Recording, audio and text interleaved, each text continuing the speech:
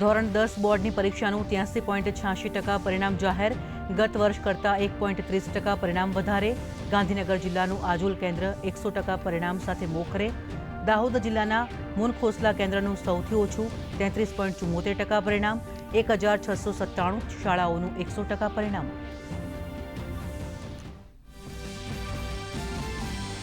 ધોરણ 10ના પરિણામ બાદ વિદ્યાર્થીઓ અને વાલીઓમાં ખુશીની લહેર.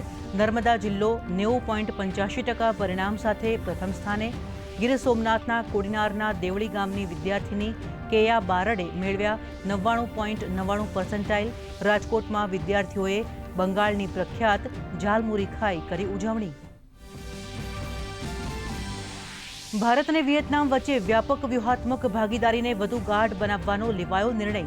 વિયેતનામના રાષ્ટ્રપતિ તોલામ અને પ્રધાનમંત્રી નરેન્દ્ર મોદી વચ્ચે હૈદરાબાદ હાઉસમાં દ્વિપક્ષીય બેઠક. રોકાણ, રેલવે, શિક્ષણ, પ્રવાસન, સાંસ્કૃતિક સહિતના ક્ષેત્રે વધશે સહયોગ.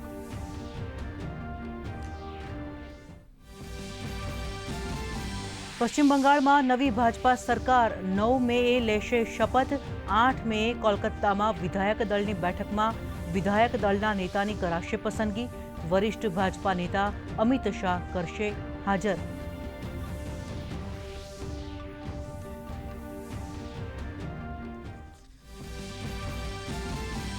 પશ્ચિમ બંગાળ બાદ અન્ય રાજ્યોમાં પણ સરકાર રચવાની કવાયત શરૂ. આસામમાં મુખ્યમંત્રી હેમંત બિશ્વ શર્માએ આપ્યું રાજીનામું. 11 મે પછી રાજ્યમાં નવી સરકાર બનવાની શક્યતા. તમિલનાડુમાં ટીવીકે પ્રમુખે રાજ્યપાલને મળી સરકાર રચવાનો દાવો કર્યો રજૂ.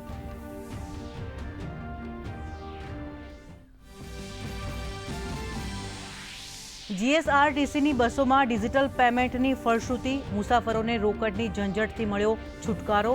રાજ્યમાં 8,000થી વધુ બસોમાં બુકિંગ માટે ડિજિટલ પેમેન્ટની કરાઈ વ્યવસ્થા.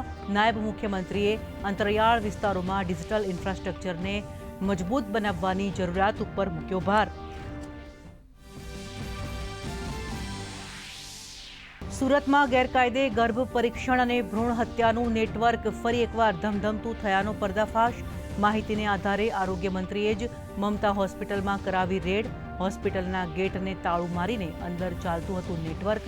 આરોગ્ય મંત્રીએ આરોપીઓ સામે કડક કાર્યવાહીના આપ્યા આદેશ. અમદાવાદમાં યોજાયેલ રાજ્યકક્ષાની કરાટે ચેમ્પિયનશિપમાં ઝળક્યો સાબરકાંઠા જિલ્લો. 20 મેડલ જીતી રચ્યો ઇતિહાસ. સાથે જ જિલ્લાના 9 ગોલ્ડ મેડાલિસ્ટ રાષ્ટ્રીય કક્ષાની કરાટે ચેમ્પિયનશિપમાં ગુજરાતનું કરશે પ્રતિનિધિત્વ. તમામ સ્પર્ધકો દ્વારા આંતરરાષ્ટ્રીય સ્તરે દેશનું નામ રોશન કરવાની વ્યક્ત કરી આશા. અને 2 સિસ્ટમ અને ભેજવાળા પવનના કારણે રાજ્યમાં વરસાદની શક્યતા. કચ્છ, મોરબી, રાજકોટ, અમરેલી, ભાવનગર અને બોટાદ જિલ્લામાં હળવાથી મધ્યમ વરસાદની આગાહી. અંબાજીમાં દાંતા પંથકમાં વરસાદી ઝાપટા. અમદાવાદમાં પણ વાદળછાયું વાતાવરણ. ગરમીથી મળી આંશિક રાહત.